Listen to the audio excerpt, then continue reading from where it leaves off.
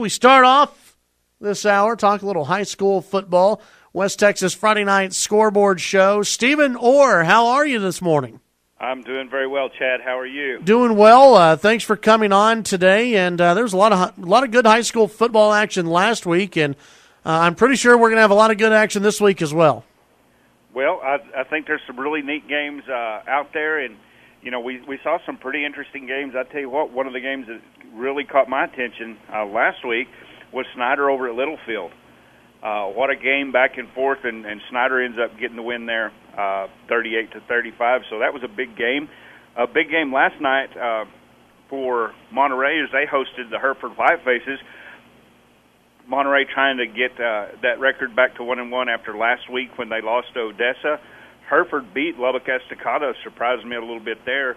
But Monterey gets over. They have a ton of penalties yesterday, but they beat Hereford 38-14. That game taking place last night.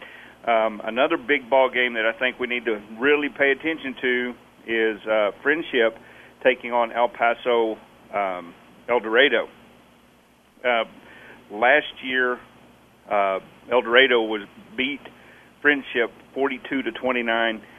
So this is a game you know that the Tigers are going to want to show up and try to get themselves out on a 9-3 record last year. This was one of those blemishes, and Friendship will want to do something about that. But El Dorado put up 70 points last week up against El Paso Eastlake. So that's going to be a tall order for the Friendship Tiger defense, taking on a high-powered offense like that. Lubbock Estacado is going to try to rebound off that loss to Hereford. They take on a Dumas team that beat Perryton, and Estacado won this game last year 18-13. But honest to goodness, I think they're going to have to do better. Dumas is an improved team, and this is going to be a challenge for them this evening. But Dumas is coming to Lubbock, and that should help. Lubbock Coronado taking on Odessa High, and this was a shootout last year, and Odessa got out of town with a 42-38 win, coming to Lubbock for that. This year we're going to be at Odessa, and Coronado's going to have to show up. They lost to Weatherford last week, 29-19. Had some struggles on offense, which under Seth Parr, not something you'd really expect. But maybe they'll get that ship righted this week, and that'll be a little bit better for Coronado. Then you've got Lubbock Cooper taking on Canyon Randall. This is going to be one of our games that I want to watch. When you get to the end of the show, of the segment, you always ask me, what are the games you're looking at? This is one. Lubbock Cooper travels up to Amarillo to take on Canyon Randall. Last year, this was a 7-point ball game with Randall the victor. Randall made it, I believe, 4 rounds deep in the playoffs last year before they lost, and they reload.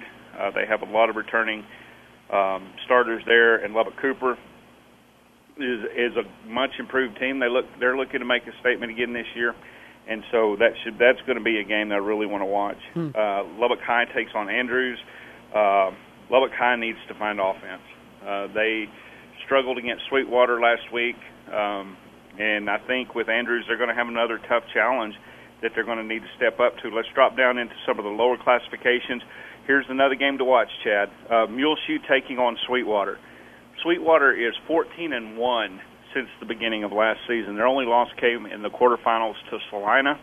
Nobody would call that a slouchy loss, and Sweetwater's reloaded. They had a lot of youth on that team last year, so they're just a year better. Muleshoe comes off a big upset of Levelland. It would have been big if it was a close game, but a 43-15 blowout. Muleshoe seemed to make a statement last week that they're for real, and this should be a really good ball game. It'll be played down at Sweetwater at the Mustang Bowl. And then finally, Littlefield and Bushland.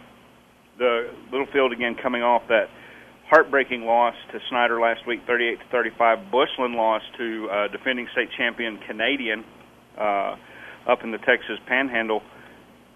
So this week, you've got Littlefield and Bushland taking off. One of these teams wants to get the bad taste of a loss out of their mouth.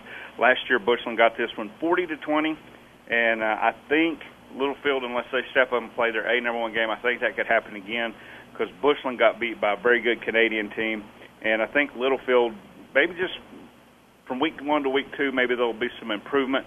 They seem to struggle a bit. So that's kind of what I see as our big games, but certainly that Muleshoe-Sweetwater game, Littlefield-Bushland, and then Randall and Lubbock Cooper are the games that I've really got my eye on this week. Well, and hopefully we'll have some better weather.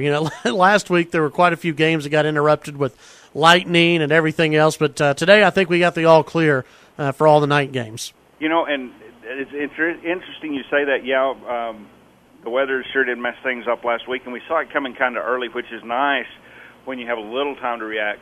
But statistically, if we went back through the history of the scoreboard show, week 3 is the one where we have the most troubles with weather. I really? don't know why, but when I look back through the years and we kind of keep track of stuff like that, that's what we find is that week 3 is the big bad weather week. Well, we'll look forward to that next week then. Stephen listed some big games there, a lot of good games for people to go out and see. And, of course, the West Texas Friday Night Scoreboard Show airs here on our sister station, 1340 The Fan, 10 p.m. to midnight. Stephen, I always appreciate your time. Chad, thank you so much, and good luck this weekend having a home football game and all that goes with Texas Tech football as well. Yeah, that's good. Isn't it great to have football back on all the levels? It's back, and it's just good to have and good to watch. My wife last night was like, "Don't OD on the first day," because yes, I did watch a little bit of every game except for Colorado and Hawaii because I was in bed by then. There you go. Hey, Stephen, thanks for giving us a call today. Appreciate it, man. You bet. Have a good day, Chad. You too. No, I will totally just be chilling out of my chair over the weekend. Going out to the Tech game, got season tickets. Going out there tomorrow. Going to brave the heat of Jones Stadium. We'll probably get a sunburn. That happens. But other than that, leather chair, sitting there, absolutely. Watching football all weekend long. That's the plan, at least. That's what happens during week 1 of college football, at least.